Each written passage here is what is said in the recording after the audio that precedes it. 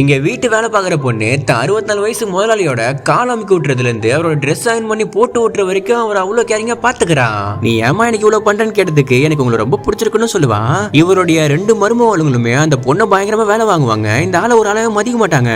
இதனாலேயே இவரு தன் பசங்க வந்ததும் நான் இந்த வேலைக்கார பொண்ணையை கட்டிக்க போறதா சொல்ல, உங்க வயசுக்கு கல்யாணம் தான் ஒரு கேரான்னு மருமகளுங்க எல்லாம் காரி துப்புறாங்க. ஆனா பேர பசங்களும் நீ பண்ணு தத்த கல்யாணத்தை பாத்துக்கலாம் ஆறுதல் சொல்ல, இப்ப அடுத்த நாளே கல்யாண ட்ரெஸ் எல்லாம் போட்டு ரெடி ஆகி ஒரு 1000 மட்டும் வர வச்சு மந்திரத்தை ஓத விட்டு கல்யாணத்தை முடிச்சுறாங்க.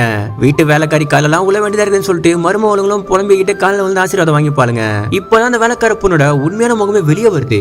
அடியே மருமகளுங்கள, நீங்க என்ன எந்த அளவுக்கு வேலை வாங்கி கஷ்டப்படுத்திருப்பீங்க. இதுக்கப்புறம் துணி துவைக்கிறதுல இருந்து சாமான்கள் ஒரு வேலை வரைக்கும் மொத்தத்தை நீங்க தாண்டி செய்யணும். இப்ப போயிட்டு என் ஃபர்ஸ்ட் எய்டுக்கு தேவையான ஏற்பாடுலாம் பண்ண ஆரம்பிங்கன்னு மிரட்டி விட, அன்னைக்கு நைட்டே இவ்வளவு தாத்தாக்கு பாலை கொண்டு போய் கொடுப்பான். தாத்தாவும் எனர்ஜெட்டிக்காருன்னு சொல்லிட்டு டேப்லெட் எல்லாம் சாப்பிடுவாரு.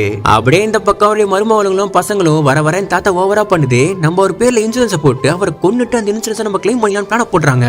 அப்பதான் அவங்க ரூம்ல இருந்து கத்தி கத்துற சவுண்ட் கேக்குது. அறிவேலி அவங்க அப்பனுக்கு இந்த வயசுல போய் கத்திட்டு இருக்கானு சொல்லிட்டு இவங்களும் போய் பார்த்தா தாத்தா சிரிச்ச மணிக்கு செத்தே போயிட்டு இருப்பாரு. புது பொண்ணும் கல்யாணம் ஆகி ஒரு நாள் கூட ஆகல, அதுக்குள்ள என்ன விதவை விட்டு போயிட்டீங்களேன்னு சொல்லிட்டு கதறி அழுதுட்டு இருப்பான்.